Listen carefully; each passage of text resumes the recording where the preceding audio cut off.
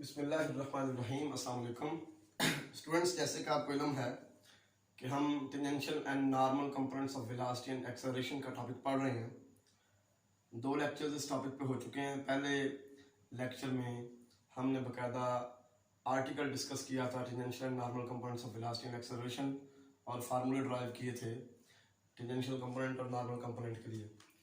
और दूसरा लेक्चर जो था इस टॉपिक का, उसमें हमने 2 प्रॉब्लम सॉल्व की थी, एक एग्जांपल थी और एक एक्सरसाइज का क्वेश्चन था।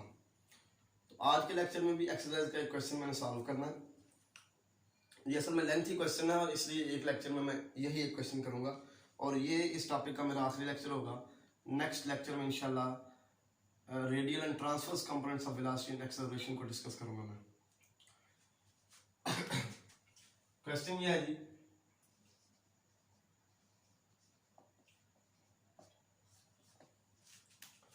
a particle is moving with uniform speed v. A particle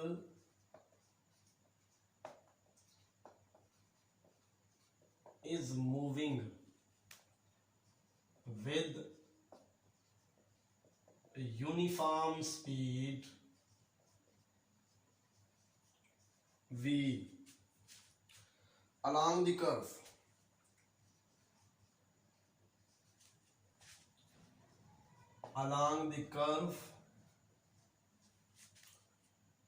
x square y equal है जी a into x square plus a square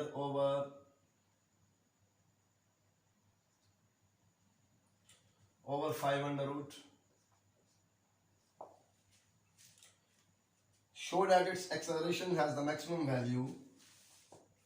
Show that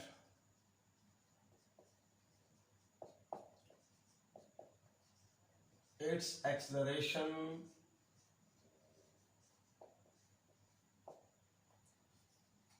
has the maximum value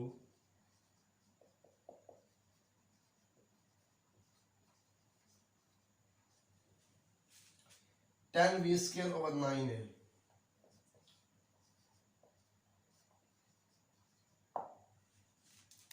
ये हमारा क्वेश्चन है।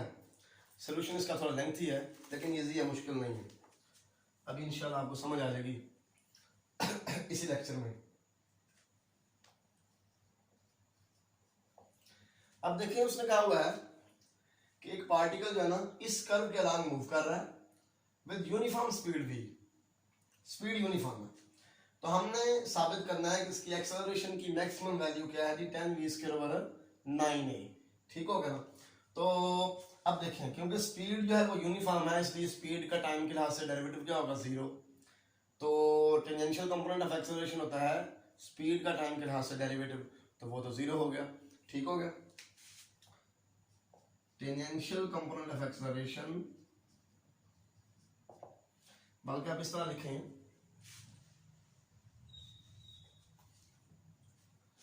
as speed v is uniform, क्योंकि speed जो है वो uniform है, therefore tangential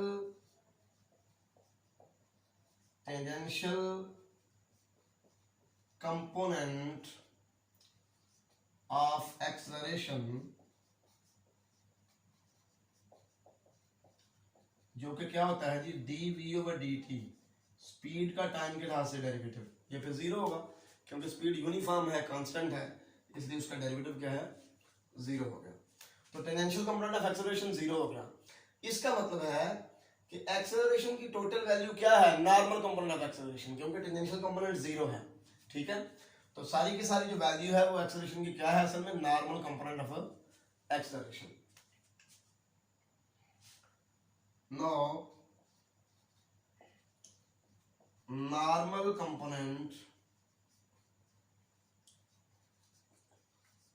of acceleration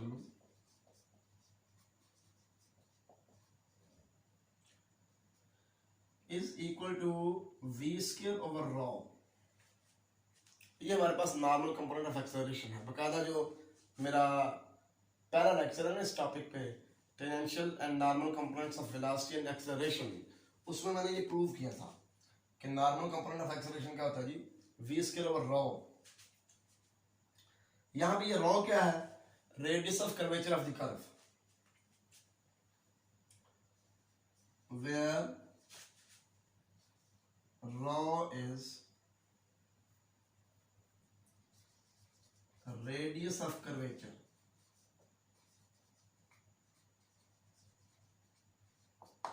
raw असल में क्या है जी, रेडियस ऑफ कर्वेचर है।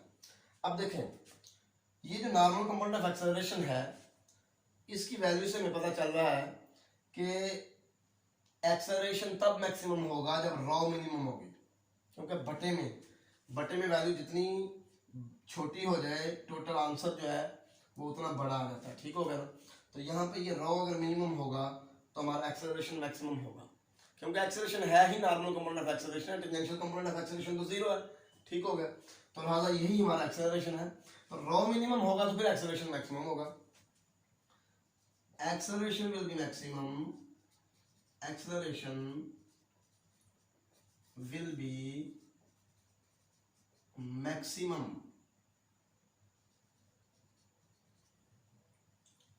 if rho is minimum.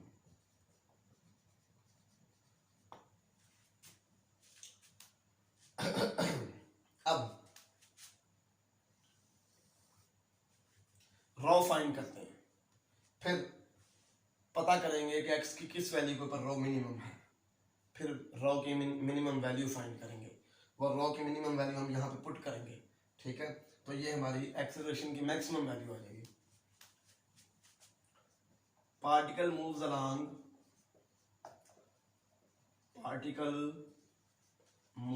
Along the curve x square y equal to a into x square plus a square over square root 5, इसे आप equation 1 कह दें। यहां से y की वैल्यू निकालें,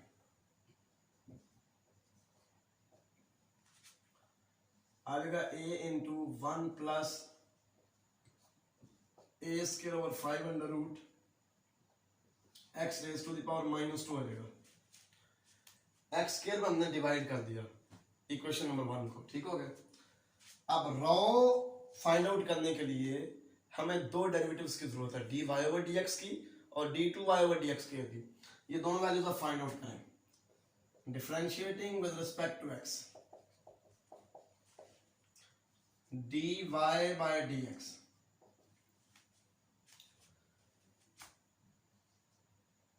ये a square over 5 under root तो कांस्टेंट है,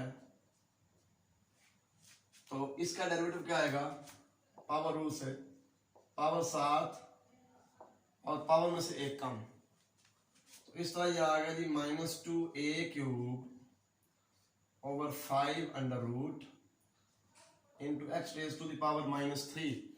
अब आप ऐसा करें, इसको दोबारा डिफरेंशिएट कर लें, डिफरेंशिएटिंग अगेन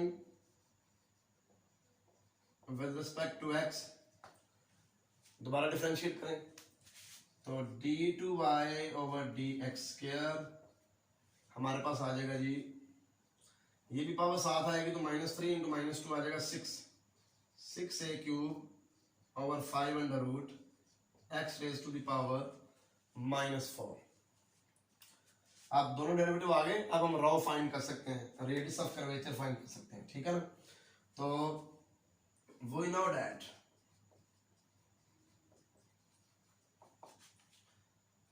rho इक्वल होता है जी 1 प्लस dy ओवर dx का स्क्वायर, इसकी पावर आ गई 3/2 over d2y over dx square. ये फार्मूला है रेडियस ऑफ कर्वेचर का।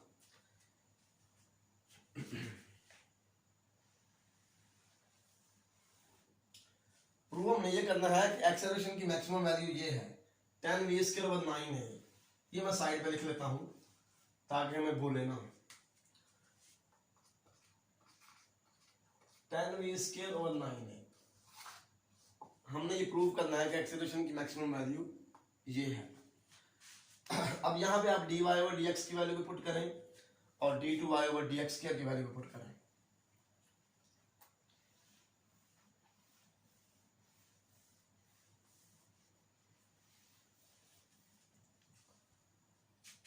तो रो इक्वल आ जाएगा जी 1 प्लस dy ओवर dx, ये dy ओवर dx की वैल्यू है, इसका स्केल लेंगे तो आ जाएगा 4 a raise to the power 6 over 5 x raise to the power 6, इसकी पावर हो गई जी 3/2 और डिनोमिनेटर में d2y ओवर dx स्केल की वैल्यू ये आ जाएगी 6a cube over 5 under root x की पावर 4। अब ये ऊपर चला जाएगा, हमारे पास आ जाएगा जी 5 अंडर रूट x की पावर 4 ओवर 6a क्यूब, इधर एलसीएम आएगा 5x की पावर 6, तो हमारे पास आ जाएगा जी 5x की पावर 6 प्लस 4a की पावर 6 और इसकी पावर हो जाएगी 3/2। ये 5 अंडर रूट x की पावर 4 ओवर 6a क्यूब, ये इसकी पावर न्यूमरेटर की पावर ज़्यादा लिख लें और नीचे वाले की पावर ज़्यादा लिख लें, तो ये आ जाएगा 5x की पावर 6 प्लस 4a की पावर 6, इसकी पावर 3/2 ओवर 5 की पावर 3/2 और x की पावर 6 की पावर 3/2, ये x की पावर 9 आ जाएगा।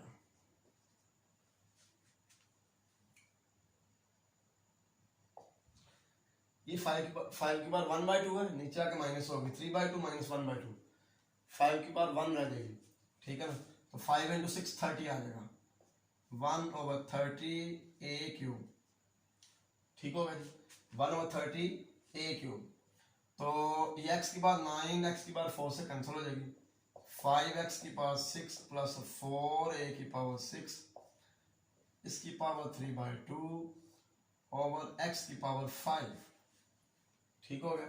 ये आ गई हमारे पास रेडियस ऑफ कर्वेचर की वैल्यू, इसे आप इक्वेशन नंबर 2 कह दें। इसको हमने मिनिमाइज करना है, जब ये मिनिमम होगा तो हमारी एक्सेलरेशन जो है मैक्सिमम होगी, ठीक है।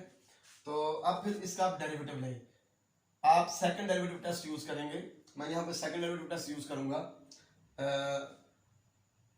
रेडियस की, इसकी रेडियस ऑफ कर्वेचर की मिनिमम वैल्यू फाइंड आउट करने के लिए, ठीक है ना।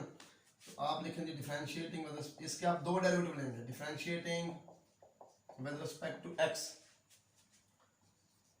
d rho by dx 1/30a क्यूब, क्वेश्चन रूल लगेगा, नीचे वाले का स्क्वायर x की पावर 10 हो जाएगा, नीचे वाला ऊपर वैसे का वैसे ही, ठीक हो गया। ऊपर वाले का डेरिवेटिव क्या आएगा, पावर 7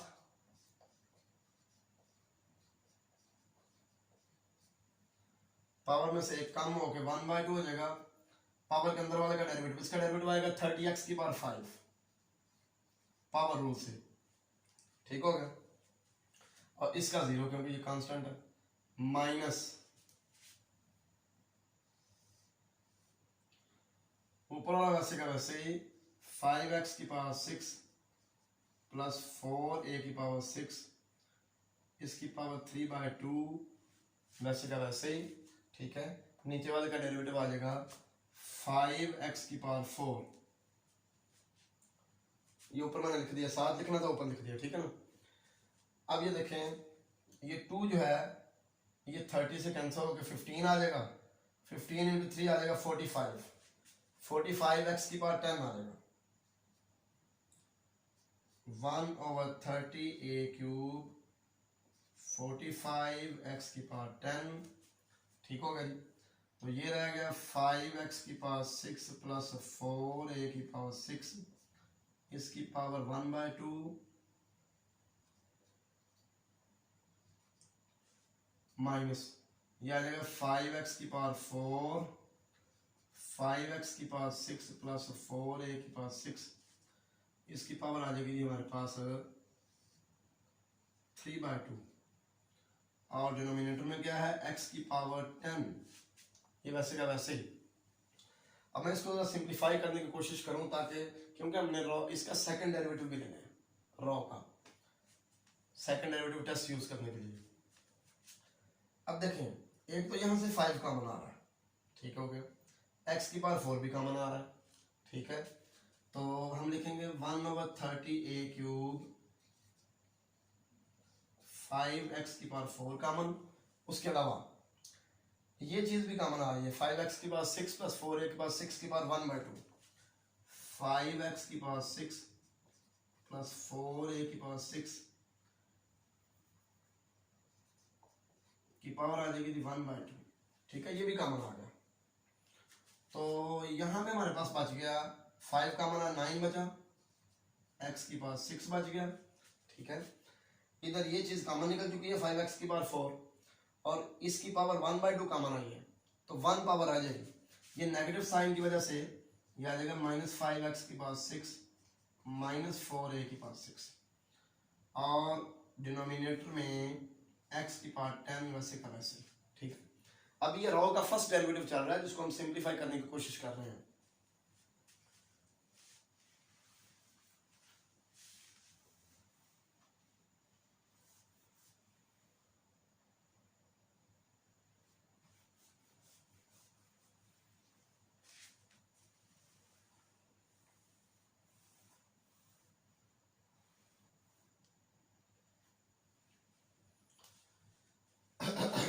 अब देखें, ये 9x की पावर 6 -5x प्लस 6, ये 4x की पावर 6 आ जाएगी। तो ये 5 जो है 30 से कट जाएगा, 6 आ जाएगा, x की पावर 4 जो x की पावर 10 से कट जाएगा, डिनोमिनेटर में x की पावर 6 आ जाएगा, ठीक है। तो आ गया 1/6a³ d/dx की वैल्यू आ जाएगी जी 1/6a³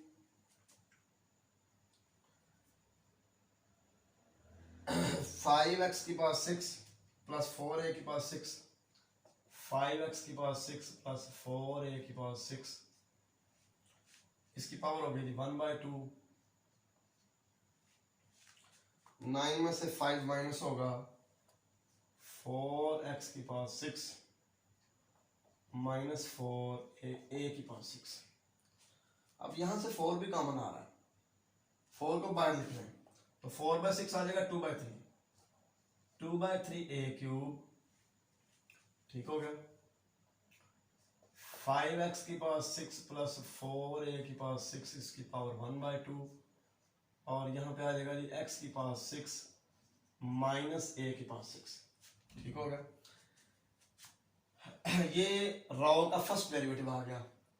अब हम क्या करेंगे, सेकंड डेरिवेटिव लेंगे, differentiating again with respect to x, differentiating again with respect to x, ठीक है जी। असल में ये वैल्यू हमें चाहिए, तो इसको मैं इरेज नहीं कर रहा, अभी मिटा नहीं रहा, इसको मैं यहीं रहने देता हूं, बाकी हम अपने स्टेप्स चलाते हैं, इस तरह भी चलते हैं, ठीक है ना, क्योंकि याद रखना इतनी बड़ी वैल्यू मुश्किल है, मैं ये रेज ही नहीं करता।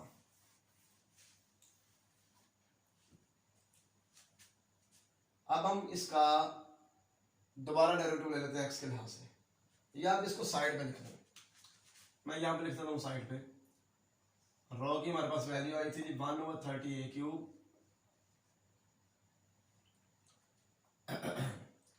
5x की पावर 6 प्लस 4a की पावर 6, इसकी पावर आ गई 3/2 ओवर x की पावर 5। इसको हमने इक्वेशन 2 का नाम दिया हुआ है और ये रॉ की वैल्यू हमारे पास आई हुई है, ये भी मैंने साइड पर लिख लिया, ठीक है, ताकि जब हमें इसकी जरूरत पड़े तो हम इसको यूज कर लें। अब जी आप इसका दोबारा डेरिवेटिव लें x के लिहाज से,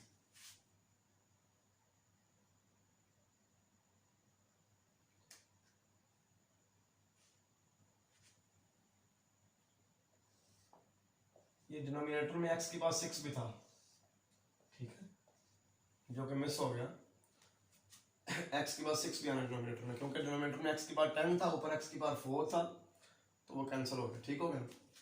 अब आप इसको दोबारा डिफरेंशिएट करें with respect to x, d2 over dx square 2/3a cube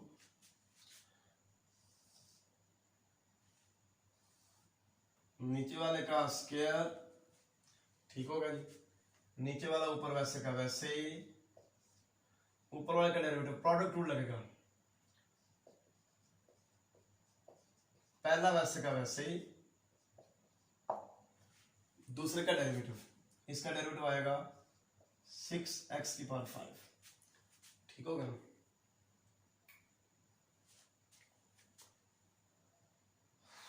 plus दूसरा वैसे का वैसे ही,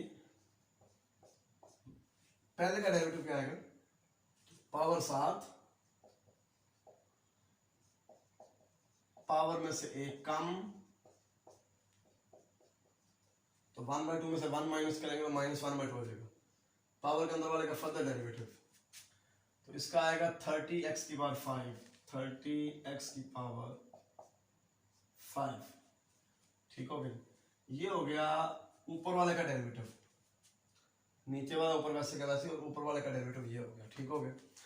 तो अगला हिस्सा मैं इधर लिख लेता हूँ, जगह कम है, माइनस ऊपर वाला वैसे का वैसे ही 5x की पावर 6 प्लस 4a की पावर 6 की पावर 1/2 इंटू एक्स की पावर 6 माइनस a की पावर 6 वैसे ही, नीचे वाले का डेरिवेटिव आ जाएगा 6x की पावर 5, ठीक हो गया जी। ये हमारे पास आ गया सेकंड डेरिवेटिव।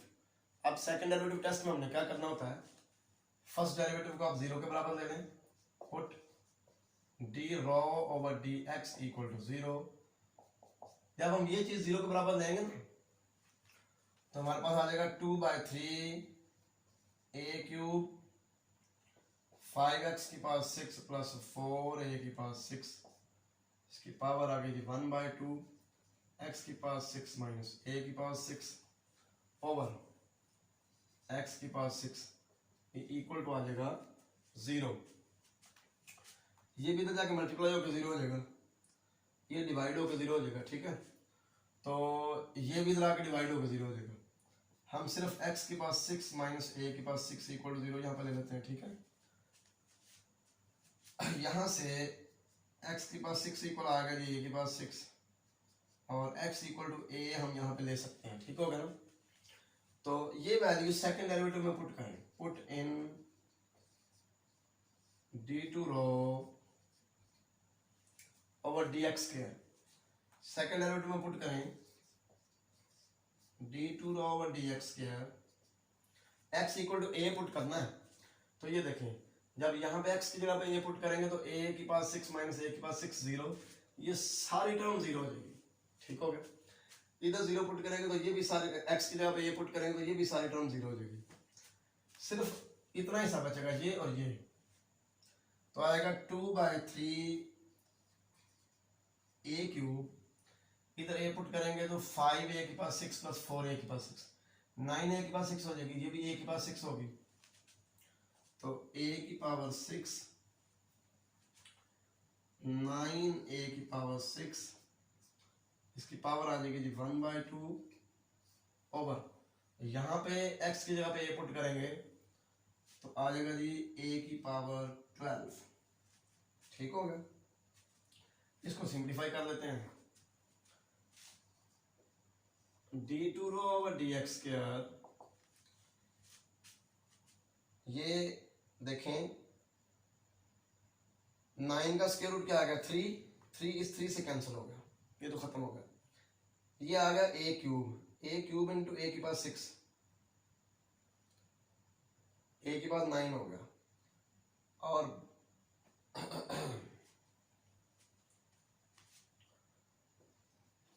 2/3 a क्यूब, एक स्टेप कर लेते हैं, a की पावर 6 आ गया, सॉरी ये देखें यहाँ पर ये चीज भी है 6x की पावर 5, ये मिस हो गई है, ये मिस नहीं होनी चाहिए, तो आ जाएगा 6a की पावर 5 जब हम x की जगह पे a पुट करेंगे, ठीक होगा ना। तो ये यहाँ पे मिस हो गया था, ये मैंने लिख लिया है। तो ए की पावर 6 इंटू 3a³, क्योंकि 9 का स्क्वायर रूट 3 हो गया और ए की पावर 6 की पावर 1/2, ये ए की पावर 3 हो गया, और बटे में आ गया ए की power 12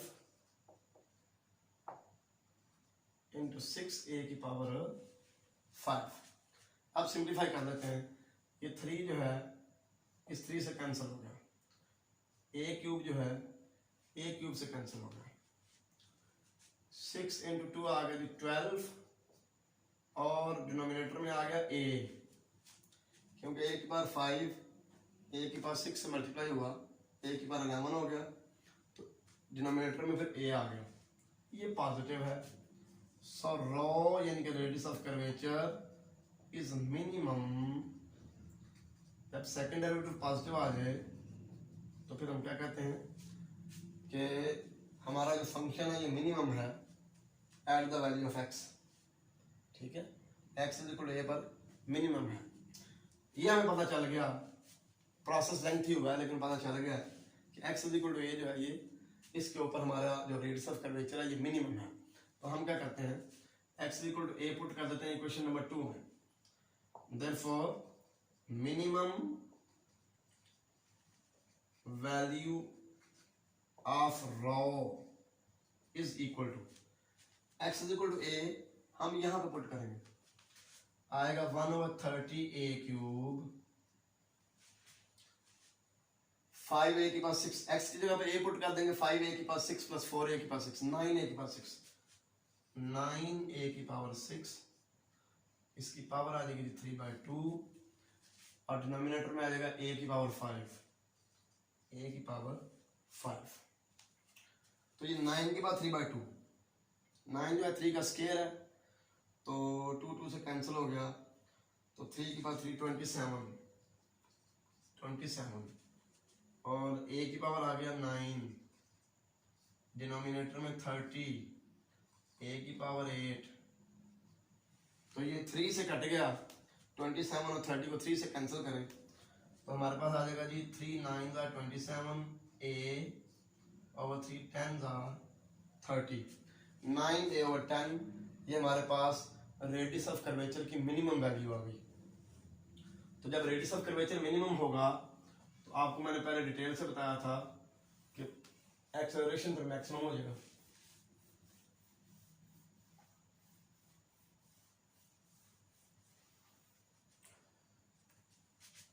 Therefore, maximum value of acceleration is equal to v square over rho.